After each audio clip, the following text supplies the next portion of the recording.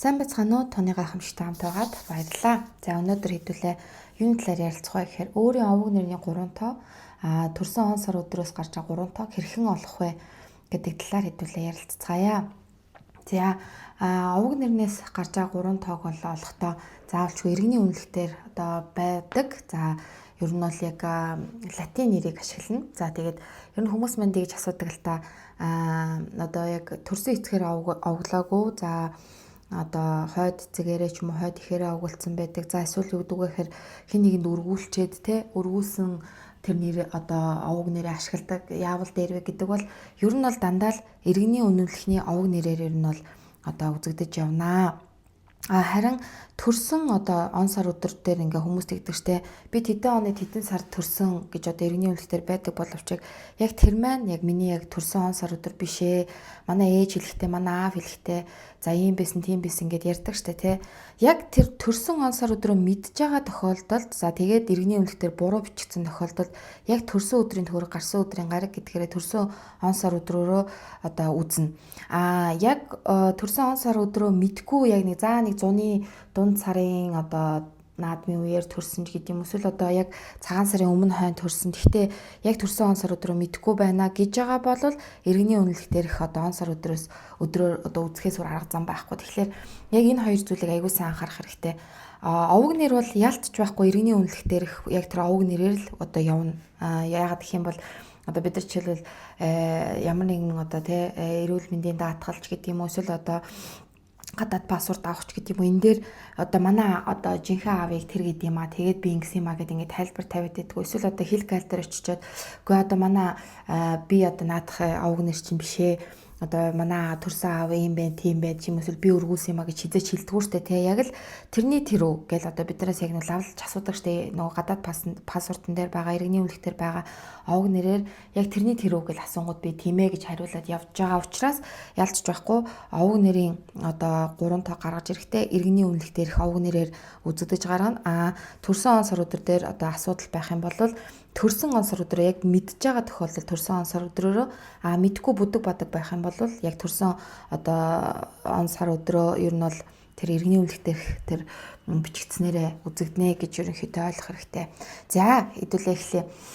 Овог нэрийн 3 тоог ер нь бол яг ашиглахдаа одоо олохдоо яг иргэний үнэлэхээр тэр хойдолд байгаа латин нэрийг заавал бичнэ. Ер нь бол хүмүүс маань тэгж асуугаад байдаг л да. Танаа номон дээр жишээлбэл одоо ингээд яг тэр одоо он сар өдрүүдийг биш овог нэрийг ер нь бол ингээд яг кириллээр ингээд бичиж болдгоо мүү? Кирилл үсгээр орлуулж болдгоо мүү гэд. Яг уу зөвхөн ингээд ер нь бол ингээд өөртөө зориулаад үзэж байгаа хүмүүсийн хувьд бол тэрийг одоо өөртөө зориулаад гарын авлахаа монголоор ингээд бичээд ингээд өөртөө гарын авлах хийгээд авч болно. Ер нь бол яг манай ном буюу одоо тооны гайхамшиг юун дээр одоо тулгуурлаж явдаг вэ гэхээр гадаад хүмүүстэй суудсан хүмүүс байдаг. Эсвэл одоо бид нар яг ингээд нэг юм гадаад хүнийг ч юм уу үзэх шаардлагатай болдог. За дээрэс нь юу гэж нэ гэхээр бид нар Монгол дотроо казак нэрнүүд байдаг шүү дээ. Тэр казак нэрнүүдийг одоо яг үзгээд ингээд бичээд ингээд явхлаар ер нь бол энэ дээр ингээд нэг жоохон нөгөө нэг тооны одоо яг тийм алдаанууд гарч ирээд байдаг. Тийм учраас ер нь бол болж өгдөг бол та нар анханасаа сурахтаа латин наар нь бичээд яг ингээд өөртөө дадал болгоод ингээд суулгачих юм бол дараа нэг энэ дээр толгой эргээд авах шаардлага байхгүй амар байд юм а гэдгийг одоо тооны гайхамшиг 10 жилийн хугацаанд ер нь бол хэлж явж байна. За манай номон дээр ч гэсэн бас ялгаа байхгүй яг энэ зүйлийг дандаа латинаар тайлбарлаад явсан юм зүйл байдаг. За тэгэхээр иргэний үнэлэхний латин одоо овог нэрийг ашиглаад явах юм бол та ямар нэгэн байдлаар одоо тооны тал дээр буруу бодож гаргана гэсэн айцгүйгээр одоо үзэж болох нэ. Тэгэхээр ер нь бол иргэний үнэлэхний яг арталд кириллэрч байж байдаг, латинаарч байж байдаг учраас латин нэрийг овог нэрээр бичсэн тэр одоо латин гэдэг нь англи нэр шүү дээ англиар бичсэн яг тэр одоо овог нэрийг ашиглаж бодвол танд илүү төхөн байх болно гэж хэлмээр байна. За одоо энэ хүснэгтийг ашиглана. За энэ хүснэгт нь ерөнхийдөө нэгээс хэсгийн хоорондох тоонуудад харьяалагдах одоо үсгүүдийг дооронд угаарлцсан байгаа. За нэгийн тоон дээр жишээлбэл AJS гэх хоёрын тоон дээр BKT, за гурвын тоон дээр CLU, дөрвийн тоонд DMV, тавын тоон дээр ENW, 6-гийн тоон дээр FOX, 7-гийн тоон дээр GPY, 8-ын тоон дээр HQZ, 9-ийн тоон дээр IR гэдэг ингээд яг одоо үсгнүүд одоо яг тоонд харьяалагдах одоо яг ийм доотлолт ингээ харьяалагдаар ингээд үснэгт бичсэн байгаа. Тэгээд энэ одоо үснэгтийг та нар маань одоо хадгалж аваад тэгээд ерөөхдөө бичиж аваад тэгээд яг ашиглаж болох нэ. За ер нь яг ингээд одоо ер нь яагаад ер нь латинаар бичих ёстой гэдгийн тод жишээ нь байна л да. Я, е, ё, ю за тэгээд и одоо 61 и зөөлөн тэмдэг, хатуугын тэмдэг, ч, иш, хэ, ц, ишчээ гэд ер нь яг эдгээр үсгнүүд нь яаж нэвхээр дандаа одоо латин хоёр үсэг нийлж иж ерөнхийдөө манай Монголын одоо кирилл үсгийг гүйцэтгэж идэг. За яа жишээлбэл y, a хоёр нийлж иж я үсэг болж идэг. За х үсэг жишээлбэл k, h хоёр нийлж иж х үсгийг одоо гаргаж ирж яадаг гэд ингэхлээр ер нь бол бид нарт яг энэ одоо латинаар бичих ер нь одоо шаардлагатай ёстой гэдгийг л харуулж ирж байгаа. Тэгээд одоо цаашаа жишээ аваад ярихлаар бүр ингээд ойлгомжтой болох байхаа. За тэгээд бас энэ одоо яг бичсэн зүйлийг бас хадгалаад авчвал их зүгээрээ. За одоо яг өнөөдрийн бидний жишээ болгож бодох одоо нэр, овог нэр одоо он сар өдөр гэх юм бол лхам сүрэнгийн нямдорж. Лхам сүрэн нямдорж гэдэг одоо хүний нэрийг бичихтэй Илхам сүрэн нямдорж гэж бичиж байгаа. За тэнгүүд ер нь бол х үсэг маань K болон H хоёр үсэг нийлж иж х үсэг гарч ирж байгаа шүү дээ. Тэнгүүд ерөнхийдөө хүмүүс яг энэ дээр толгой нэргээд байдаг. За K нь одоо юу гэдэг нь гийгүүлэгчээр авсан бол H нь их шиг болох юм болов ч гэдэг юм уу. Эсвэл H-г нь гийгүүлэгчээр авчир K нь одоо их шиг болох юм болов гэд ингээд нэг юм одоо бодоод байдаг бол тийм юм байхгүй. Ерөнхийдөө яг л монгол хэлний дүрмтэй адилхан ил хэ одоо к энтер бол яг гийгүүлэгч үсэг штэ тий. Тэгээ гийгүүлэгч үсэг бол гийгүүлэгч үсгээрээ их шиг бол их шигээрээ одоо бичигдээд тоологдоод явнаа. Тэгэхээр одоо жишээл нямдорж гэдэг хүнийг одоо яаж бичих юм бэ гэхээр N Y M одоо D O R G гэж бичиж штэ тий. Тэнгүүд нямдорж гэдэг хүний одоо тэр Y үсэг маань ер нь одоо Монгол нэрэн дээр ер нь хөвчлэн Y үсэг маань дандаа юу болдог одоо гийгүүлэгч болж явдаг. За тэгээд одоо та нар маань эргүүлээд ингээ харах юм бол одоо жишээлбэл я үсэг маань W Y A хоёр үсэг нийлж иж одоо я үсэг гарч ирж байгаа шүү дээ. Тэнгүүд яасан бэ гэхээр Y нь гийгүүлэгч. Монгол нэрэн дээр бол дандаа гийгүүлэгч. Одоо A нь болохоор их шиг болчихж байгаа. За тэгээд ер нь бол яг нөгөө казак нэрэн дээр эсвэл одоо яг юм гадаад нэрэн дээр Y үсэг дандаа хоёр гийгүүлэгч үсгийн дунд ороод ирэхээр Y үсэг бас зарим тохиолдолд их шиг болох одоо тохиолдол байдаг, ийм зүйл байдаг. Тэгэхээр энийг айгуу сайн одоо яг ялгаж салгаж ойлгож ерөнхийдөө тооныг одоо тэр тоогоо гаргаж авах юм бол айгуу зүгээр ямарваа нэгэн байдлаар яг энэ одоо юун дээр үсэг дугаарлаж байгаа дээр нэг үсгийг буруу дугаарлаад буруу одоо бодоод явчих юм бол таны тоон тайлбар буруу гарах учраас ер нь айгуу сайн ойлгож аваарай. Y үсэг хоёр гийгүүлэгч үсгийн дунд орохоор их шиг болдог. Ардаа юм уу урдаа ямар нэгэн их шиг авахаар Y үсэг маань өөрөө гийгүүлэгч болдог гэдгийг айгуу сайн ойлгож одоо яваарай л гэж хэлмээр байна. За жишээлбэл хам сүрэн нямдорж гэдэг хүний я үсэг бол Y-ийн араас A үсэг их шиг орсон байгаа учраас шууд одоо гийгүүлэгч гэж бодогдож явнаа. За эхлээд ерөнхийдөө одоо энэ 6 тооны хамгийн эхний одоо тоог олохдоо бүх ишхүүдийг дугаарлана. За одоо хам сүрэн нямдорж гэдэг хүний одоо бүх ишхүүдийг ингээд дугаарлаад үзэнгүүт яг ингээд тоолоод үзэхээр 5 их шиг байгаа юм. За A, U, E, за A, O гэд ингээд нийтдээ яг энэ лхам сүрэн нямдорж гэдэг хүн 5 их шигтэй байна. 5 их шигийг нөгөөнийг хүснэгтэй харж агаад за тэгээд ингээд яг харгалзах одоо дээр нь ингээд ерөнхийдөө дугаарлалцсан байгааг та нар анзаарч байгаа. За ингээд ерөнхийдөө бүгдийн дугаарлаад хооронд нэмэхээр нийтдээ 16 гэдэг тоо гарч байгаа. 16 гэдэг тоо одоо биднэрт ерөнхийдөө яг нэгээс 9-ийн хоорондох тоо хэрэгтэй байгаа учраас 16 гэдэг тоогоо ахаад нэг дээр нэмэх нь 6 гээд тэгээд яаж гинэ ерөнхийдөө нэг оронтой тоо гаргаж ирэнгүүт 7 гэдэг тоо гарч иж байгаа. Лхам сүрэнгийн нямдорж гэдэг хүний хамгийн ихний тоо 7 гэж гарч иж байгаа гэсэн үг юм. За дараагийнх нь болохоор бүх гийгүүлэгчийг хооронд нэмнэ. За тэнгууд бүх гийгүүлэгчийг яаж хооронд нэмэх гэхээр ахаал нөгөө хүснэгтэй хараад хүснэгтэн дээр ил үсэг К үсэг, H үсэг, M үсэг, S үсэг, R үсэг, N үсэг, R үсэг энэ төр те яг ямар одоо юу гэдэг нь те тоонд хариалагдж ийн вэ гэдгийг одоо олж хараад бас одоо яг дээр нь ингэж ерөнхийдөө маш одоо ойлгомжтойгоор ерөнхийдөө дугаарлаж агаад за тэгээд хооронд нь нэмнэ гэсэн үг. Одоо энэ дээр ингээд тодорхой жишээ бичсэн байгаад байгаа шүү дээ. За ингээд бүх тоонуудаа хооронд нь нэмэхээр 62 гарч байгаа. 62 гэдэг нь дахиад 2 оронтой тоо учраас дахиад 1 оронтой тоо болгохын тулд 6 дээр нэмэх нь 2 гээд тэгээд 2 дахь одоо юу гэдэг нь яг гэгүүлэгчээс гарч байгаа тоо нь 8 гэж гарч иж байгаа гэсэн үг юм. За 6 одоо овог нэрнээс гарч байгаа дараагийн одоо 3 дахь тоо буюу 6 тооны 3 дахь тоог нь яаж болох вэ гэхээр түрүүн их шиг дээр 7-гийн тоо гарч ирсэн. Гэгүүлэгч дээр 8 гэж гарч ирсэн. Тэнгүүд их шиг дээр гэгүүлэгчээ одоо хооронд нэмэхнэ. Тэгэхээр 7 дээр 8-ыг нэмэхээр 15 буюу 15 гэдэг нь бас л 2 оронтой тоо. Тэнгүүд 2 оронтой тоогоо бас 1 оронтой тоо болгохын тулд 1 дээр нэмэх нь 5 гэд 6 гэд гаргаад ирж байгаа гэсэн үг юм. За ингээд ерөнхийдөө овог нэрнээс гардаг 3 тоо маань ингэж гарч ирдэг байх нэ. За 6 тооны 4 дахь тоо буюу сүүлийн 3 тооны одоо яг овог нэрээс 3 тоо гарч байгаа бол он сар өдрөөс 3 тоо гардаг. Он сараас гарч байгаа 3 тооны хамгийн ихний тоо төрсөн өдрийн тоо болж байдаг. За жишээлбэл 5 сарын 8-нд орж гэдэг хүний төрсөн өдөр нь 8 байгаад 5 сарын 8-нд төрсөн гэхээр шууд 8 гэдээ ерөнхийдөө бичсэн байна. 1970 оны 5 сарын 8 гэхээр зөвхөн төрсөн өдрөө одоо олоод биччихнэ гэсэн үг. Хэрвээ одоо жишээлбэл 26 гэдэг тэ өдөр төрсөн байх юм бол заавал 1 оронтой тоо гаргахын тулд 2 дээр нэмэх нь 6 тэнцүү 8 гэж гаргаж ирэх нэ гэдэг ч гэдэм үү те. За 5 дахь тоо нь ерөнхийдөө төрсөн он сар өдрөө бүгднгийн хооронд нэмнэ. 1970 оны 5 сарын 8 гэдэг одоо тоогоо 1970 оны 5 сарын 8 гэдэг тоогоо нийтэд нь хооронд нь одоо хэдүүлээ нэмээ л да. 1 дээр 9 нэмэхээр 10, 10 дээр 7 нэмэхээр 17, 17 дээр 5 нэмэхээр 22, 22 дээр 8 нэмэхээр 30 гарч байгаад те 30 гэдэг нь бас л 2 оронтой тоо учраас 3 дээр 0-ыг нэмээд одоо 1 оронтой тоо болгож гаргаж ирээд 3 гээ гараад ирэх нэ. За ингээд ерөнхийдөө одоо энэ төрсөн онцор өдрөө хооронд нэмээд 5 дахь тоо гарч ирдэг байна. За 6 дахь тоог яаж гаргаж ирдэг вэ гэхээр төрсөн сар дээрээ өдрөө нэмнэ гэсэн үг юм.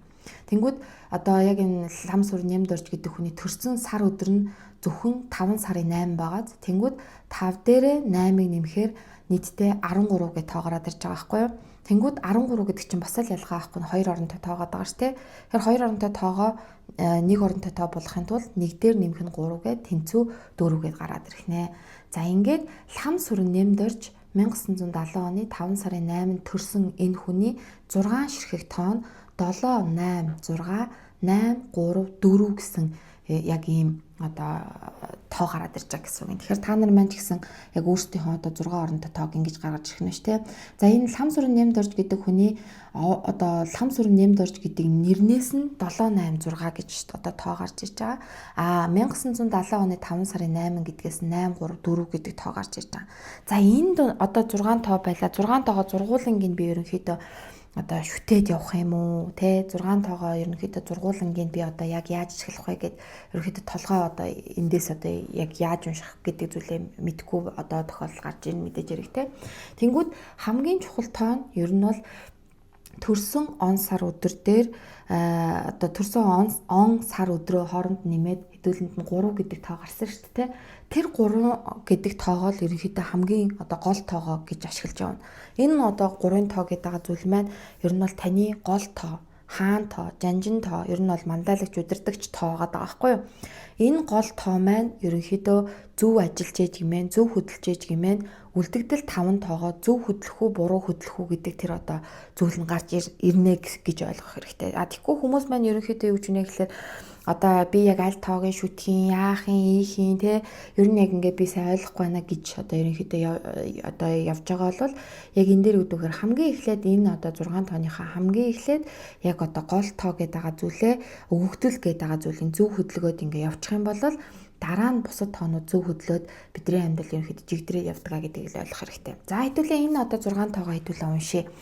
За энэ дээр тэр нь тоон ухаан дээр одоо тооны гайхамшиг дээр ер нь бол ингээл одоо яг сонгон арилгаж байгаа юм шиг маш гой зүйлүүд бүр ингээл те ингээл сонгон ингээл нэг нэгээр нь хуулаад гадаргаа арсыг хуулаалахаар ингээл одоо юу гэдэг те ялдарсан хэсэг гарч ирнэ. За эсвэл одоо гой шинэ хэсэг гарч ирнэ. Эсвэл ялдарсан хэсгийг аваад ирэхээр цаана одоо юу гэдэг те ингээл нэг юм яг л ингээл нэг сонгины хальс арилгаж байгаа юм шиг ингээл хэдүүлэнд нь ерөөхдөө ингээд гайхамшгууд ерөөсөө үргэлжлээд дуустдаггүй ийм зүйл байдаг. За тэгээд ер нь бол яг одоо энэ дээр те яг энэ 6 тоон дээр улбаалагдаад миний жилийн энерги гарч ирдэг, сарын энерги гарч ирдэг, өдрийн энерги гарч ирдэг. За тэ цаашлаад ерөөхдөө би хамтрагчтайгаа хэр байхын, одоо хайр дурлалын хувьд хэр байхын, үр хүүхдүүдтэйгээ хэр байхын. За тэгэл ер нь бол одоо юу гэдэг те би ерөнхийдөө яагаад ингээд дотроо ингээд бусад хүмүүс шиг биш ингээд байнгын эргэлзээ тэнэгэлзээтэй тэгэл байнгын айц хүүцтэй явдیں۔ Эсвэл одоо юу гэдэг хэмээ дотор яагаад 2 хүн оршин байгаад идیں۔ Ер нь ингээд би те ингээд аль болохоор ингээд хичээгээл амьдралд ингээд ахт чи ер нь яагаад болж чадахгүй байгаа гэдэг зүйл ер нь бол тоон гайхамшигтэр маш гой дэлгэрэнгүй гарч ирдэг. За одоо жишээлбэл энэ лам сүрэн нямд орж гэдэг хүн дээр айгуу гой зүйлүүд уншигдах гээд байгаа байхгүй юу? Зүгээр л би одоо энэ зүйлийг одоо бодож байгаа л хам сүрэн нямд орж гэдэг нэр орж ирээл тэгэл одоо 1970 оны 5 сарын 8 гэж орж ирээл тэгэл би ерөнхийдөө одоо ингээд жишээ болгоход ингээд хийсэн чи яг энэ нь өөрөө маш гоё одоо жишээ болохоор ийм тоонууд гарч ирсэн. За тэгээд хамгийн эхлээд амьдралын зорилгын тоо 3 маань өөрөө юу илэрхийлдэг вэ гэхээр өөрийгөө хүндлээд хүндэлсэн үүднээс дуурдаггүй гэдэг одоо ийм зүйл гарч ирж байгаа.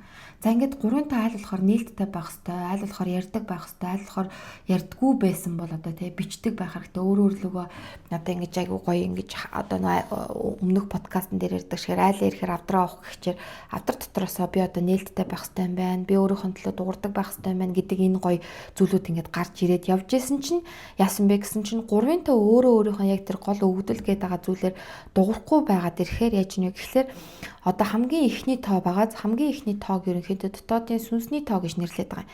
Тэнгүүд дотоодын сүнсний тоо 2 дахь гол тоо явж байгаа юм. 2 дахь гол тоотойгоо миний амьдралын зорилгын тоо харш байгаад ирэхлээр ерөнхийдөө яаж нэг гэхэлэр миний дотор байнгын 2 хүн оршин байгаад байдаг гэсэн үг л дээ. Ерөнхийдөө байнгын 2 хүн оршин байгаад байнгын ерөнхийдөө ингээл асуудал ингээл те би одоо ямар нэгэн зүйл дээр өөрийнхөө төлөө дуурах гад ингээл яг ингээд дуурах гэхээр л дотоодсны хүн чи дуурайд яах юм бэ шиг чи тэгэл дугаал бэчээ. Тэгэл ер нь чамайг ерөөхдөө хин нэг ер нь ойлгох тийм үү. Тэгээ ер нь чи юм хэллээ гэдэг наад чи ямар нэг шийдэл байхгүй юм чи зүгээр дугаа бай гэдэг зүйл эренгүүт л 3 тоо ингээд за би дугаа бай гэд ингээд ерөөхдөө ингээд дотгошоогоо олцоод байдаг. А гэтэл нөө би танарт хамгийн дөрөв гэсэн чинь те гол тоо зөв хөдөлжээж гэмээн бусад тоонуудаа зөв хөдлөх үгүй юу гэдгийг шийддэг байтал манай гол тоо өөрөө зөв хөдлөхгүй байгаас болоод нөгөө бусад тоонууд нь юу гэдэг вэхээр өөрийнхөө эрх зоргоор ингээл бүр тэ стожинк нөгөө нэг тэнд одоо буруу хөдөлтөг нь хөдлөөд энд миний амьдралыг самраад ингээ явж байгаа. Нөгөө л нэг дээдл нь суудлаа олохгүй бол доотлол нь гүйдлээ олохгүй гэдэг үг л яг энд тохирдог гэсэн үг байхгүй. Тэгэхээр ер нь одоо маш олон хүмүүс яг ингээ нөгөө нэг зөвхөн он сар өдрөөрөө л өөрийгөө хүмүүст үзүүлээл он сар өдрөөрөө л ингээл өөрийгөө ингээ янзлуулаад за ингээл өөрийнхөө авра мавраг харуулаад ингээл амьдралын зорилго морлого тодорхойлол ингээ яваад ангууд тоо ухааны нэг гайхамшигтай зүйл нь юу гэхээр таны овог нэр дотор чин та бүр яагаад тийм айлын тийм хүмүүсийн хүүхэд болоод ирсэн. Яагаад та ийм овогтой, яагаад ийм нэртэй байгын гэдэг зүйл дээр тоо ухаан одоо аваачиж бүр ингээд томсгодог шилээр харуулдагтай адилхан томсгож харуулдаг. Тэнгүүд бидний овог нэрийн тэр одоо өгдөл гэдэг байгаа зүйлд маань яг том гол нууцуд явж идэг буюу нас ахих тусмаа энэ одоо юу гэдэг яг овог нэрнээс гарч байгаа 3 тоо маань итвчж ерөнхийдөө бидний амьдралд нөлөөлж явж идэг. Тэнгүүд бид нар яг тэр зүйлийг анзаарч харахгүйгаасаа болоод гаднаасаа л те ингээл өөр зүйл дээр он сар өдөр дээр л тулгуурлагдал ингээл энэч байна, тиймч байна гэл ингээл засал номч гэдэг юм уу ямар нэгэн өөр дээр засал хийгээд яваад ангууд тэр овог нэрийн 3 тоо гэдэг байгаа овог нэрийн тэр өгдөл гэдэг байгаа зүйл нь орхигдоод ангууд тэн дээр ерөнхийдөө бидний амьдрал гацаад тэн дээр бидний амьдрал ерөнхийдөө ингээд асуудал проблем болоод ингээд те бүглөөс болоод ингээд одоо үүсэт явж байгаа гэдгийг бид нар анзаардаггүй. А гэтэл тоон ухаан гэдэг зүйлээр бид нарт ерөнхийдөө яг энэ зүйлүүдээр ч алдаа дутагдал байгаад байна штэ гэдгийг аюу сайн харуулдаг. За энэ лам сүрэн нямд орж гэдэг хүний ярианд эргээд оронгууд амьдралын зорилгын тоон 3 тэ гол тоон 3 дотоодын сүнсний тоон 7 3 2 өөрөө харш 3-ын тоо өөрөө нээлттэй байх дуртай бол 7-гийн тоо өөрөө дотоод руугаа нөө нэг одоо тэ өнгийж харах нь урд талын подкастэнд одоо өмнөх подкастэнд ярьж байсан ч 7-гийн тоо өөрөө бясалгал хийж яаж дотоод руугаа өнгийж яаж өөрөө мөн чанар гэдэг зүйлээ ойлгож яаж дараад нь юу гэж нэ гэхээр манайхаа маш гоё одоо амьдрал байна. Энэ амьдралыг одоо тэ ингэж давах юм бол ингээд орчлын ертөнцийн хууль дүрм ийм шүү, сүнсний гэрээ контракт гэж ийм шүү гэд ингээд бүх зүйлийг гоё олж мэдснийхаа дараа дуугараад олон хүмүүсийг түүчилдэг байх ёстой байтал манай лам сүрэн нэмд орж гэдэг хүний хувьд яаж ийнэ гэхэлэр ер нь бол одоо юу гэдэг те яг энэ одоо лам сүрэн нэмд орж гэдэг овог нэртэйгээс болсноосоо болоод дотоод руугаа одоо юу гэдэг гоё төвлөрөө бясалгал талархал хийгээд өөрийнхөө мөн чанар гэдэг зүйлийг ойлгоод энэ амьдралын утга зүг ойлгосны ар дээр гоё дуурах ёстой, тэ энэ зүйлээ ярих ёстой, бусдад хүчээлэх ёстой гэдэг зүйлийнхэн зангилааг олоогүй болоод болохоор яаж ийнэ гэхээр ерөнхийдөө яг ингээд дотор нь байнгын дуурчиг гэхлээр за чи дуурч яд юм бэ дугаа ачиг за чи дугараачтэй гэл ингээл ерөнхийдөө хоёр хүн ингээд дотор нь оршин байгаа л ингээл ерөнхийдөө одоо энэ нэмд орж гэдэг хүнийг ингээд хэцүү байдалд оруулаад идэг ийм л зүйл байгаад байгаа. Тэнгүүд ер нь бол бидний дийлэнх нь яг н дотроо ингээл нэг яг юунаас болоод байгааг мэдгэдэггүй л өөрийнхөө дуртай юмыг хийгээл тэнгүүд за чи дутаач гэх юм уу те за би одоо ингэж хийчихгээд ингэж урам зоригтой байх гэхээр айц гэдэг байгаа зүйл ингээл намайг хойш нь татдаг ч гэдэг юм ингээл дотор маань ингээд ямар нэгэн эмх замбраагүй те ийм асуудалтай байгаад ангууд гадна байгаа илэрсэн ерөнхийдөө ямар ойлог байх вэ гэдгийг л одоо энэ тоо ухаан харуулж өгдөг гэсэн үг ер нь бол. За тэгэнгүүт буцаад энэ лам сүрэн нэмд орж гэдэг хүн рүүгээ оръё. Ер нь бол энэ лам сүрэн нэмд орж гэдэг хүний те за одоо ингээд учир зүгөө болоод ингээд явах юм бол юу гэж нэхэр маш гоё бүтээлч. За тэгээд шинийг санаачд бүтээдэг.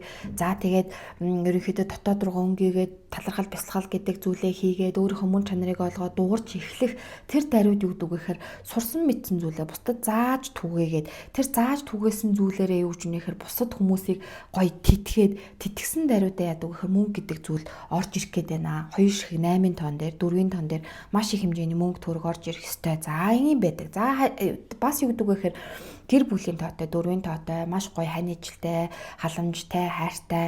За тэгээ гоё үнэнч ариун одоо нандин хайр дурлалтай им гэр бүлийн одоо тийм гоё тоотой. Дээрээс нь гоё үр хүүхдийн тоотой одоо 6-гийн тоо те гэд ингээд байж итл яасан бэ гэхэлэр би нөө дотооддоо ингээд бөөн эмх замраагүй байдалтай. За ингээд дотроо бөөн эмх замраагүй байдалтай байж ядчихад нэг хүнтэй ингээд өөрийгөө ойлгоогүй байж байхдаа суучлаа. Суугаад ингэсэн чинь нөгөөтг нь хайр халамж өгөхгүй байлаа. За ингээд ерөнхийдөө би ингээд нэг хүнтэй суугаад хүүхэд гаргалаач гэдэг юм уу. За тэгсэн чинь ерөнхийдөө өөрийгөө ойлгоогүй хүн чинь өөрийгөө нэг хажуудах хүндээ ойлгуулах одоо те асуудал ойлгуулах нь асуудал болдог. За өөрийгөө ойлгоогүй ядхаа нөгөө хажууд хүнтэйгээ асуудал проблемтэй байж ядчихсан ч өөр хүүхдүүд нь ингээл яг ингээд намайг яг юу хүсэж байгаа, юу хэлээд байгаа гэдэг зүйлийг ойлгохгүй намайг заавалчгүй дуурах хэрэгтэй шаардлага ерөнхийдөө нас ахих тусмаа өөрийгөө илэрхийлээч, өөрийгөө хүндэлсэн байдлаас дуурайд өгөөч гэдэг тэр зүйлийг амьдрал надаас шаарддаг. Яагаад гэх юм бол энэ 6 тоо гэдэг байгаа зүйл маань ерөөсөө